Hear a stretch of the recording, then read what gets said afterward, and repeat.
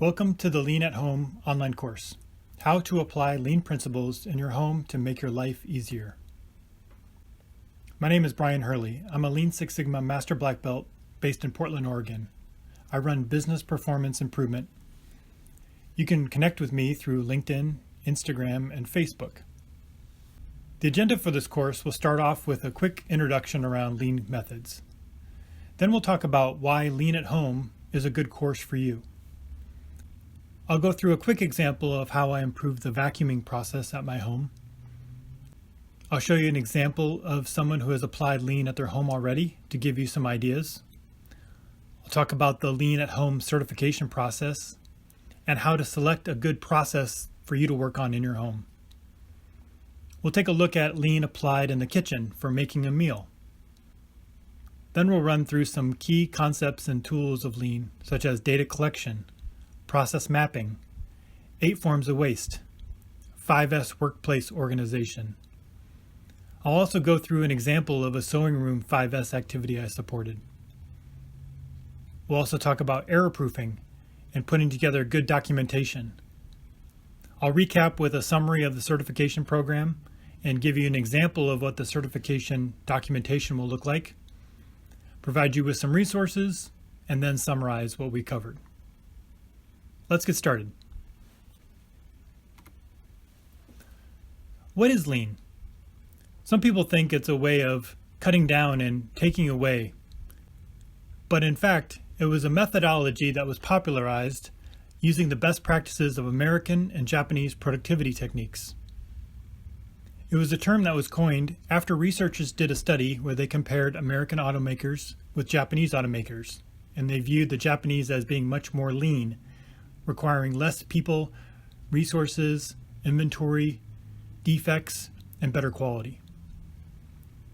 The methods are based on making work simpler, easier, and more organized, not by making people work harder or faster.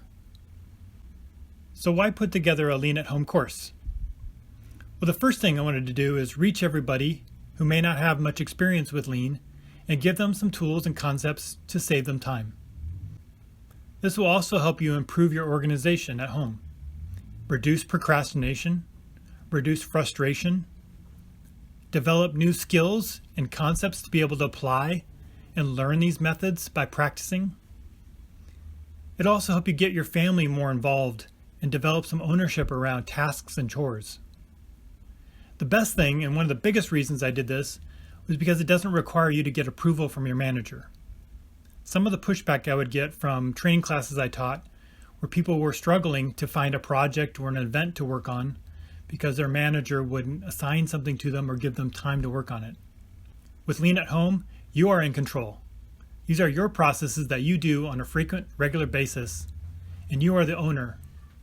So it's up to you to spend the time and make the commitment to make these improvements.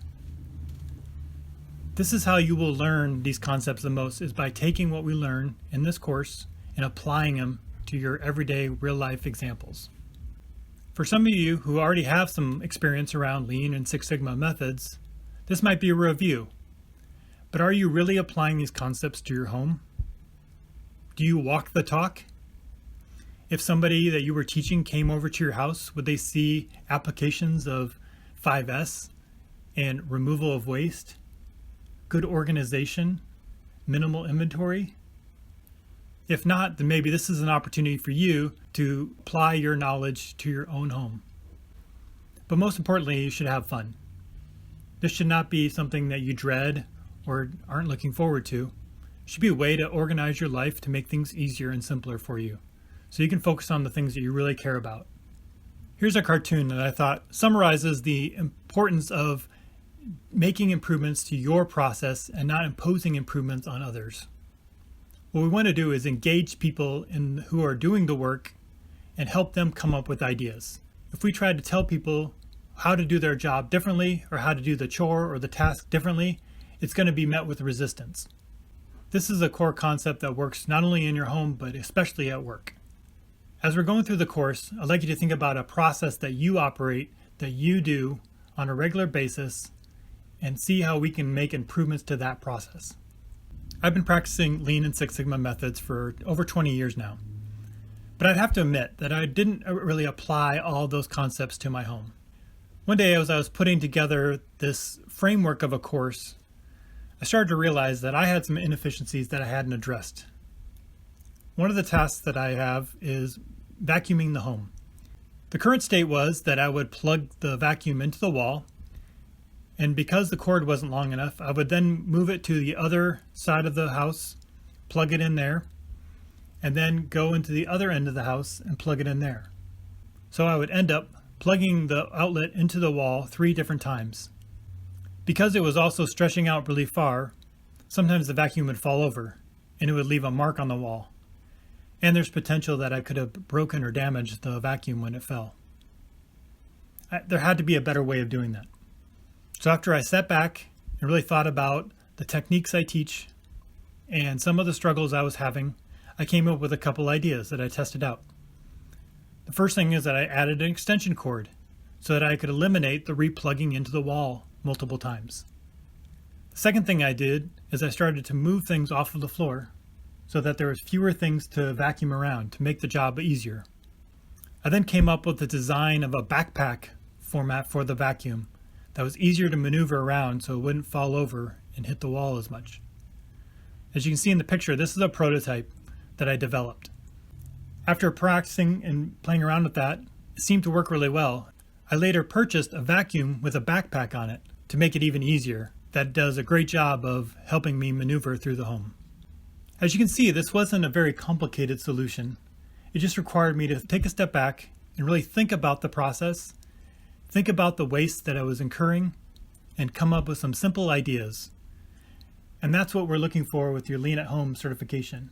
Make some simple improvements to a process that you do very often, whether that's daily or weekly or monthly, so you can make it easier, simpler, requiring less time and less struggle.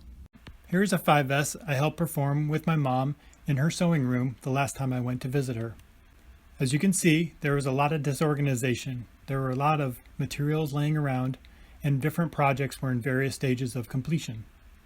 When I talked to her about what is she looking for and what was the purpose of this room, she conveyed the following. She wanted to have more space. She wanted to feel organized, and right now she was feeling overwhelmed. She found herself wasting time looking for her tools like scissors and rulers. She found that she was buying the wrong amounts or even duplicate patterns of things she already had. She was trying to take on too many different tasks in the room, and it was getting lost and confused. And she had too many projects that were in the middle of completion, what we called earlier as inventory. Because of all of this, the projects were taking too long to complete, and ultimately, not all projects were being fully appreciated by the people who were receiving them. I went through a quick 5S training, and we went through all 5 steps of the process. We pulled everything out of the room, we laid it out on the bed, and took a look at all the projects. And then we grouped and categorized all the different projects, from materials to projects in process to nearly complete projects. We had to figure out exactly where we were starting with. Next, we started to figure out what is the best layout for the area. Everything was currently up against the wall, but we determined that it doesn't have to be that way. We could set it up to maximize the flow and reduce transportation and movement from one station to another. So we came up with a good design for the new layout. We removed a lot of clutter and excess material that was not needed and donated those to other organizations. We set up different stations for specific tasks, and we took advantage of some existing organization methods, like the rack holding the spool of thread, another rack holding quilts, and containers for projects that are in process. At the end, she had plenty of room, a process she could follow, some rules for managing the projects, and overall, she was pretty happy. Here's an example of a simple 5S summary sheet that shows a before and after picture. This is the type of example we'll be looking for in your certification project. You can see from the pictures how dramatic of the improvement was before and after. Now it's your turn. When you complete your 5S on your process, don't forget to take photos before so that you can compare that to the photos afterwards. This is a common mistake that people make. Feel free to take video instead of taking pictures if that's easier for you. Let's walk through a project review of the making mouthwash process. This will give you an idea of what we're looking for when you submit your certification project. On the Home Improvement Charter, we've got the process area defined as making the mouthwash. We've identified the metric as process time, with the current being 5 minutes 46 seconds. The reason we picked this process is to make it faster and less difficult, and to be able to quickly replenish supply, and the potential savings was $8 each time or $50 per year. Start date was 12/25/18 with the goal of completing it by June of 2019. Here are some before photos. The original instructions were just written on a piece of paper, and the original supplies were on the picture at the right. A process map was developed to explain the current process, looking for items, measuring the water, getting the funnel, adding the baking soda, the peppermint oil, the tea tree oil, shaking up the container, and then cleaning up. A spaghetti diagram was also created. As explained before, you can see there's a lot of travel distance back and forth, which was taking up some of the time to complete the process. Observing the waste, we went through and identified multiple things. In transportation, there was movement back and forth from the kitchen to go get the baking soda. In inventory, the bottle size lasts about 4 to 6 weeks, which could be excessive. We could go with smaller amounts to take up less space. It might require us to make the process more often, but that might be a trade-off that we're willing to make. For motion, there were numerous scooping activities going on, and it took time to gather all the items together. For weighting, the drops come out slowly out of the container. There might be ways to speed that up. For overprocessing, there was extra work to level out the scoops and adding in some extra drops that might be unnecessary. Sometimes the scoops of the baking soda didn't quite get into the bottle, which would fall down on the counter, and sometimes would lose count of the drops. Now that we have a good idea of the current state of the process, we're already starting to identify some improvement ideas. After completing a 5S, we realized that there was ways to change the process where the measuring cup is not needed. It was bulky and heavy, and so we found a way to reduce that. So we took out one item out of the process. We also properly labeled some of the items, as it might be difficult to tell flour from baking soda. On this slide, we would like to see at least 3 improvements. We've listed 4 below. One was adding a water level mark to the funnel, so we didn't have to use the measuring cup. We also moved the items into the bathroom to reduce the distance traveled.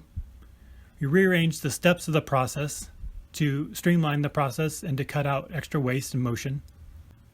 And the removal of the measuring cup cut out one less thing we had to go retrieve and clean up and put away. Here's an example of the air proofing. All we had to do, instead of trying to measure out exactly, is to fill the funnel to the line. The line is a clear indicator of where to measure, and it cut out the measuring cup, and it was quicker and faster. For documentation, we put together an SOP that describes the 6 steps that were required to complete the process. This was laminated and posted in the bathroom for the next person to be able to create the process. Embedded inside the documentation was a checklist of the items required, the airproofing example, and even a video version of the SOP if someone wanted to watch instead of just following the pictures. The after photo for the spaghetti diagram is much smaller. You can see only a few lines back and forth from one cabinet back to the workspace, cutting down the distance tremendously. This resulted in a 52% reduction in the time it takes to make mouthwash, from 5 minutes and 46 seconds down to 2 minutes and 45 seconds. The project wasn't completed until January of 2020 versus the expected date of June of 2019. This is not required, but we did include a chart to show the different data points and when we collected. Since this mouthwash wasn't done on a regular basis every month or two, it took a while to take enough data points to see the improvements after each change. As you can see, around late October is where we really started to see improvements to the process. And this is an example of what we're looking for your improvement. Hopefully this doesn't seem too difficult or challenging. It just takes a little bit of time to document what you did and capture the before and after data. Hopefully you have everything you need to be able to make improvements to your home process. Now it's your turn to take a process you've identified, make improvements to it, and then submit your workbook for certification. I look forward to being able to review all the improvements that you've made.